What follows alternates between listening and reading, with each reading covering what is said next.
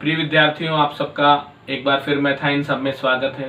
पिछले सेशन में हमने बहुपद वाली प्रश्नावली शुरू करी थी, जिसमें हमने देखा था कि कौन से बहुपद रैखिक होते हैं, कौन से द्विघाती होते हैं, कौन से त्रिघाती होते हैं, और बहुपदों की घात ज्ञात करी थी। आज हम बहुपद दिया गया होने पर उसमें मान ज्ञात करेंगे, अर्थात शून्य ज्ञात किस प्रकार करते हैं और कैसे जांच होती है, ये सीखेंगे। तो प्रश्नावली 2.2 का प्रश्न नंबर 1 है, निम्नलिखित बहुपद में मान रखकर ज्ञात कीजिए। बहुपद हमको दिया गया है 5x - 4x की घात 2 + 3। इसमें हमको पहला सवाल है x बराबर 0 रखने पर हमको मान ज्ञात करना है इस बहुपद का। तो देखिए, मान रखने पर किस तरह से ज्ञात करेंगे।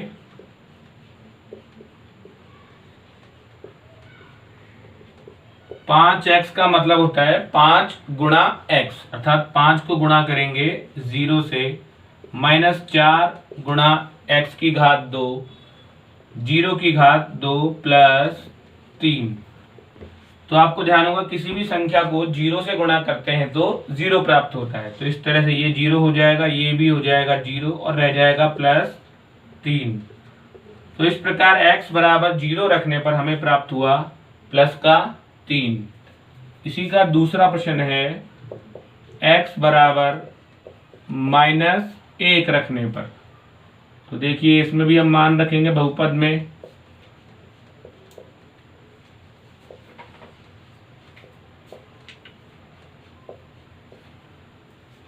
तो x जहां पर x है वहां पे रखना है हमको -1।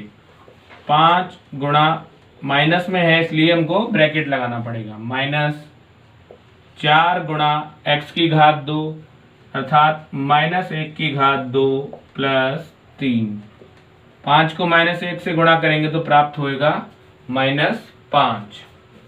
-4 गुणा -1 की घात 2, इसको गुणा करेंगे 1 से तो प्राप्त हो जाएगा 1, क्योंकि माइनस के ऊपर कभी भी अगर हमारे सम संख्या में घात आती है, अर्थात 2, 4, 6, 8, तो उसका मान हमेशा प्लस में आता है। ये आपको ध्यान रखना है। माइनस के ऊपर अगर हमारे घातांक सम संख्या में है तो उसका मान किस में आएगा? प्लस में। और +3 ऐसे के ऐसे, -5, 4 एकम 4 + 3। अब देखिए, -5 और -4 दोनों माइनस के, इसलिए हो जाएंगे -9। -9 + 3, अर्थात -9 में से +3 हम घटाएंगे या जोड़ेंगे तो देखिए क्या बचेगा। -9 और +3 करेंगे तो -6।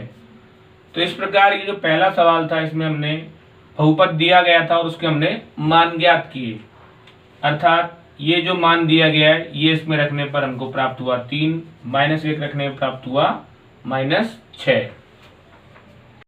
प्रश्न नंबर 2 में निम्नलिखित में प्रत्येक बहुपद के लिए P0, P1 और P2 ज्ञात कीजिए। अर्थात जो भी हमको चर राशि दी गई है उसमें 0, 1 और 2 रखना है और उनका मान ज्ञात करना है। तो पहले देखिए, P0 का मान ज्ञात करते हैं बहुपद में। P0 बराबर, y की जगह 0 है तो 0 की घात 2 - 0 + 1। तो 0 - 0 + 1 बराबर हो जाएगा 1। तो इस प्रकार से P0 का मान ज्ञात हो गया 1। अब हम ज्ञात करेंगे P1। P1 बराबर, y की जगह रख देंगे 1 की घात 2 - 1 + 1। 1 की घात 2 हो जाएगा 1 -1 + 1। अब माइनस के 1 से प्लस का 1 क्या होगा? कट जाएगा, क्योंकि समान संख्याएं हैं, अब चिन्ह विपरीत हैं। तो कितना बच जाएगा? 1 बच जाएगा। फिर P2, अर्थात अब जो चर राशि है उसकी जगह रख देंगे हम 2। तो देखिए, y² अर्थात 2 का स्क्वायर -2 + 1। 2 का स्क्वायर करेंगे तो कितना प्राप्त होएगा? 4 -2 + 1। तो देखिए, 4 में से हम 2 को घटाएंगे, कितना प्राप्त होगा? 2, और 2 में जोड़ेंगे 1 तो कितना हो जाएगा? शाबाश, 3। तो इस तरह से ये पहला सवाल हमने 0, 1, 2 रखकर इस बहुपद का मान ज्ञात कर लिया। अब इसी तरह से दूसरा बहुपद है वो t के रूप में दिया हुआ है, अर्थात यहाँ पर हम रखेंगे पहले p0 तो हो जाएगा 2 प्लस t की जगह 0 रखेंगे प्लस 2 गुणा t स्क्वायर अर्थात 0 की घात हो जाएगा 2 माइनस 0 की घात 3। तो 2 प्लस 0 हो जाएगा 2, और किसी भी संख्या को हम 0 से गुणा करते हैं तो कितना प्राप्त होता है? 0 प्राप्त होता है। तो यहाँ पर भी 0 और यहाँ पर भी 0। तो इस तरह से P0 का मान प्राप्त हो गया 2। अब ज्ञात करेंगे P1 का मान। 2 प्लस 1 प्लस 2 गुणा 1 की घात 2 माइनस 1 की घात 3। अब देखिए 2 और 1 ये हो जाएंगे 3 प्लस 1 की घात 2, 1 पे कितने भी घात लगा दो उसका मान कितना आता है? हमेशा 1 आता है। उसको 2 से गुणा करेंगे तो 2 और 1 की घात 3 कितना हो जाएगा? 1। 3 और 2 हो गए 5, 5 में से 1 घटाएंगे कितना बचेगा? 4। तो इस तरह से P1 रखने पर बहुपद का मान प्राप्त हो गया 4। अब अगला है हमारा P2 अर्थात t की जगह हम रख देंगे 2। तो देखिए ये हमारा बहुपद है 2 प्लस 2 प्लस 2 गुणा t की घात 2 अर्थात 2 की घात 2 माइनस t की घात 3 अर्थात 2 की घात 3। अब वापस देखिए 2 प्लस 2 ये दोनों जुड़ जाएंगे 4। अब ये 2 के साथ में देख लीजिए यहाँ पर गुणा हो रहा है, इसलिए जल्दबाजी में ऐसे नहीं कि 2 2 2 आप तीनों को जोड़ के यहाँ पे 6 लिख दें तो सवाल गलत हो जाएगा आपका। पहले केवल इन दोनों को जोड़ेंगे 2 और 2 4, और इसको अभी ऐसे कैसे रहने देंगे 2, क्योंकि 2 की घात 2 अर्थात 2 गुणा 2 कितना प्राप्त हो जाएगा? 4। 2 की घात 3 अर्थात 8। तो देखिए 4 प्लस 4 दूनी 8 और माइनस का 8, 8 माइनस 8 कट गए 0 आ गया और ये रह गया 4। तो इस तरह से P2 का मान प्राप्त हुआ हमें 4। तो ध्यान रखने वाली बात यही है कि जल्दबाजी में ऐसे नहीं कि आप 4 और 2 जोड़ दें 6 और उसको फिर 4 से गुणा करें। ये जोड़ वाली संख्या अलग रहेगी, पहले गुणा करेंगे उसके बाद जोड़ होएगा या उसके बाद बाकी होएगा और फिर आपका हल आपको प्राप्त हो जाएगा। प्रश्न नंबर 3 में दिया गया है सत्यापित कीजिए कि दिखाए गए मान दिए गए बहुपदों के शून्यक हैं। जैसा कि आपने थोड़ा बहुत पहले भी ज्ञान है आपको कि शून्यक का मतलब होता है ऐसा मान जिसको हम अगर बहुपद में रख दें तो उस बहुपद का मान क्या हो जाए? शून्य हो जाए, वो कहलाता है उस बहुपद का शून्यक। तो देखिए पहला बहुपद हमको दिया गया है px बराबर 3x प्लस 1, और इसमें हमको x का मान रखना है -1/3, और ये रखने पर अगर हमारा मान शून्य आ जाएगा तो वो बहुपद का शून्यक होगा, नहीं तो वो शून्यक नहीं होगा। तो देखिए हम x की जगह रख रहे हैं यहाँ पर -1/3, तो 3 गुणा x की जगह रख देंगे -1/3 प्लस 1। तो देखिए 3 से 3 क्या हो जाएगा? कट जाएगा, यहाँ बच जाएगा -1 और ये रह जाएगा +1, अर्थात 1 में से 1 घटाएंगे या -1 में 1 जोड़ेंगे तो कितना प्राप्त हो जाएगा? 0। तो इस प्रकार ये ज्ञात हो गया कि x बराबर -1/3 शून्यक है। तो हम लिख देंगे अतः x बराबर -1/3 शून्यक है। अब देखिए इसका ही दूसरा प्रश्न है जिसमें हमको दिया गया है px बराबर 5x माइनस n। तो n की जगह आप कुछ भी रख सकते हैं यहाँ पर। तो इस प्रकार से जब x का मान आप 4/5 रखेंगे तो 5 से 5 क्या होगा? उसमें भी कट जाएगा, 4 बचेगा, 4 माइनस n, तो अर्थात वो शून्य के बराबर नहीं होगा, तो उसमें लिख देंगे हम ये शून्य नहीं है। तीसरा करते हैं, देखिए हम इसका px बराबर x² माइनस 1, और इसमें हमको इसके दिए गए हैं 2 मान, x बराबर 1 और एक दिया हुआ है -1, अर्थात हमको ये दोनों मान रख के जांच करनी है कि इसमें ये शून्यक है या नहीं। तो देखिए पहले हम रखेंगे x बराबर 1, तो हो जाएगा P1 बराबर 1 स्क्वायर माइनस 1, 1 का स्क्वायर होगा 1 और -1 करेंगे तो 1 - 1 कितना प्राप्त हो जाएगा, 0 के बराबर।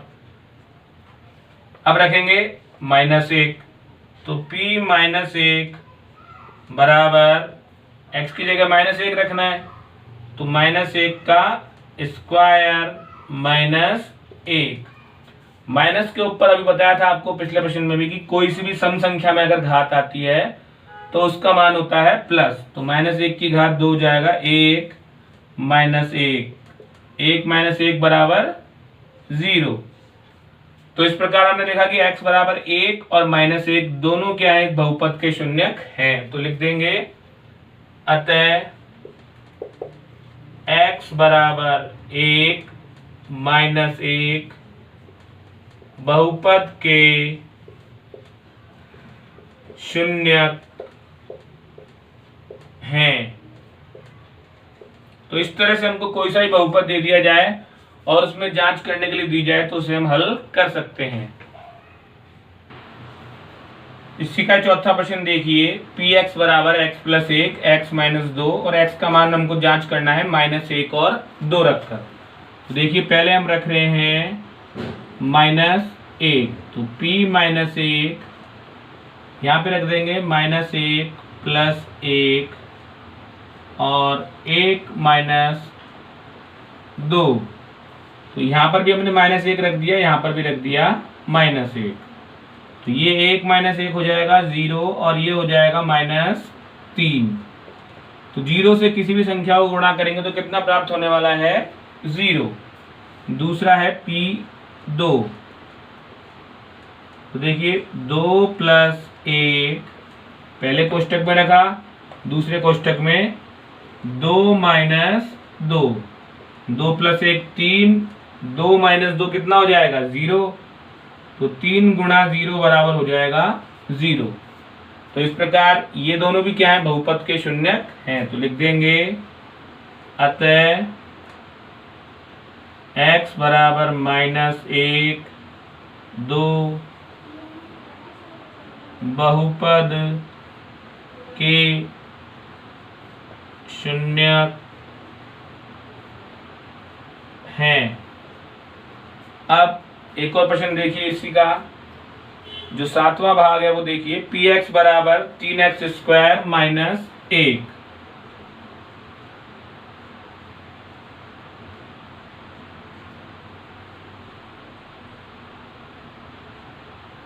और उसमें हमको x का मान दिया गया है 1/√3 और 2/√3। एक बार तो रखना है -1/√3 और एक बार रखना है 2/√3।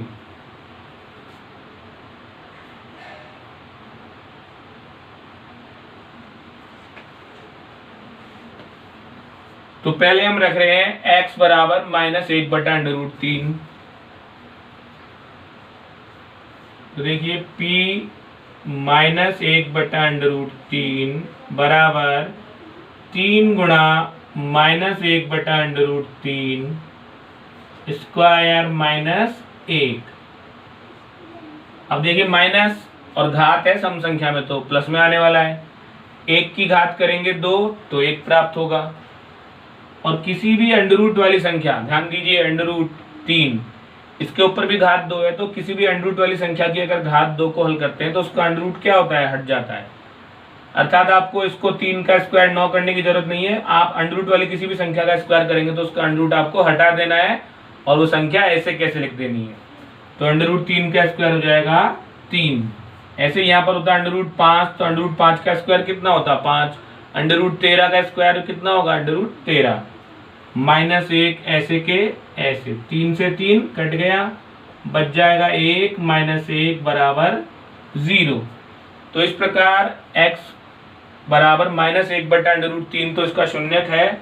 अब देखते हैं 2/√3 भी इसका शून्यक है या नहीं।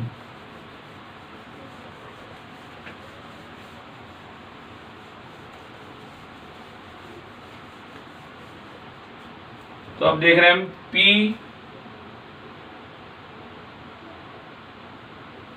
2/√3, अर्थात अब x की जगह हमको क्या रखना है, 2/√3 जो हमारा बहुपद है उसमें देखिए 3 गुणा 2/√3 की घात 2 माइनस 1, 2 का स्क्वायर करेंगे कितना प्राप्त होगा 4, √3 का स्क्वायर कितना प्राप्त होगा, बताया था अभी, √3 का स्क्वायर होगा 3 माइनस 1, 3 से 3 कट गया, क्या बच गया यहाँ पर 4 माइनस 1 बराबर 3। तो इस प्रकार से देखिए -1/√3 तो शून्यक है, लेकिन 2/√3 शून्यक नहीं है। तो लिख देंगे हम यहाँ पर, यहाँ केवल x बराबर -1/√3 शून्यक है। तो आपको दिमाग में अब बैठ जाना चाहिए, शून्यक का मतलब ही क्या होता है, जिसका रखने पर मान, बहुपद का मान कितना आ जाए, शून्य आ जाए, वही कहलाएगा शून्यक। प्रश्न नंबर 4 में देखिए, इसमें हमको शून्यक ज्ञात करना है। अब तक जो भी प्रश्न थे उसमें हमको जांच करनी थी या बताना था कि मान रखने पर क्या मान प्राप्त हो रहा है। अब इसमें हमको शून्यक का मान ज्ञात करना है कि इसमें हम क्या रखें कि इसका मान शून्य हो जाए। तो जब भी कोई ऐसा बहुपद आ जाए तो उसको आप शून्य के बराबर रख दीजिए। तो ये जो अपना बहुपद है x + 5, इसको हम रख देंगे 0 के बराबर और इसका कर देंगे पक्षांतरण। तो पक्षांतरण करने पर देखिए x बराबर +5 जब पक्षांतरण होगा तो क्या हो जाएगा -5।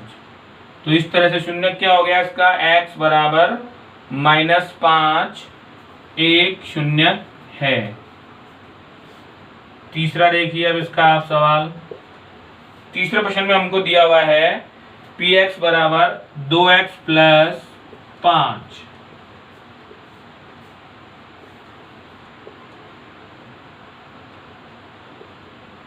तो वही नियम, इस बहुपद को आप क्या करेंगे, 0 के बराबर रख देंगे, 2x + 5 बराबर 0।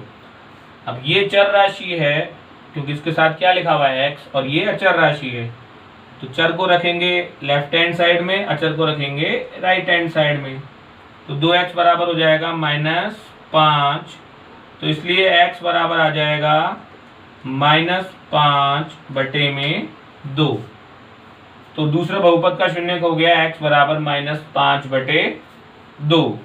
अब देखिए एक और अपना प्रश्न, 3x - 2। चौथा हमको बहुपद दिया है px बराबर 3x - 2। तो इसमें भी क्या करना है, जैसे हमने यहाँ पर 2x + 5 बराबर 0 रखा था, यहाँ पर 3x - 2 बराबर रख देंगे 0। तो 3x - 2 बराबर 0, चर राशि एक तरफ, अचर राशि एक तरफ, -2 इधर जाए किसका हो जाएगा, +2, यहाँ +5 था, इधर आए किसका हुआ था, -5। तो इस तरह से x बराबर 2/3, ये हो गया हमारा इस बहुपद का शून्यक 3x - 2 का। अब देखिए एक और अपना प्रश्न है इसमें, cx + d। सातवां देखिए px बराबर cx + d। अब इसमें आपको लिख रहा होगा एक भी हमको अंक नहीं दिया हुआ है, लेकिन हमको यहाँ पर बहुपद जो है हमारा किसके रूप में, x के रूप में, अर्थात हमको x का मान इसमें ज्ञात करना है। बहुपद जिस रूप में दिया गया हो उसका ही मान ज्ञात करना है, भले उसमें और भी चर राशियां हो। तो cx + d बराबर रख देंगे 0। तो cx बराबर हो जाएगा +d इधर जाए किसका हो जाएगा, -d। हमको मान ज्ञात करना है x का, तो इसलिए x बराबर -d बटे में आ जाएगा c। तो इस प्रकार से ये हमने देखे शून्यक विभिन्न प्रकार से ज्ञात किए। अगर हमको मान लो यहाँ पर केवल x ही दिया हुआ है तो कोई भी अचर राशि नहीं दी हुई तो हमारा शून्य क्या आ जाएगा, फिर 0 आ जाएगा, कि हम उसमें 0 रख देंगे तो शून्य हो जाएगा। यहाँ पर मान लो 3x होता है तो हम क्या लिखते हैं, यहाँ पर 3x बराबर 0 लिखते हैं। तो 3x बराबर 0, x बराबर 0/2, 0/2 का मतलब क्या होता है, 0/3 का मतलब क्या होता है, 0 होता है। इस प्रकार से इन सब में हमने देखा कि चर को एक तरफ रखना है और चर को दूसरी तरफ रखना है, और फिर हमको अगर कोई संख्या गुणा में आती है तो दूसरे पक्ष में राइट हैंड साइड में उसको ले जाके भाग में लिखना है, और भाग जाए तो भाग देना है, नहीं तो ऐसे कैसे लिख देना है, और वही हमारा शून्यक होगा। तो इस प्रकार आज हमने हमारी जो पाठ्य पुस्तक है उसमें प्रश्नावली 2.2 का अध्ययन किया, जिसमें हमने शून्यक ज्ञात करने वाले सवाल किए, और शून्यक दिया गया होने पर उनके हमने जांच भी करी कि वो वास्तव में इसका शून्यक है या नहीं। तो आप इस प्रकार से इन वीडियो को देखें और अपनी कॉपी में इन सवालों को उतारें, लिखें, इसी प्रकार से उदाहरण करते रहें, और इस चैनल को लाइक कर रहे हैं, सब्सक्राइब कर रहे हैं और शेयर भी कर रहे हैं। इसके लिए आप सभी का बहुत बहुत धन्यवाद। इसे अधिक से अधिक लोगों तक पहुंचाएं ताकि अधिक से अधिक लोगों को इसका लाभ मिल सके।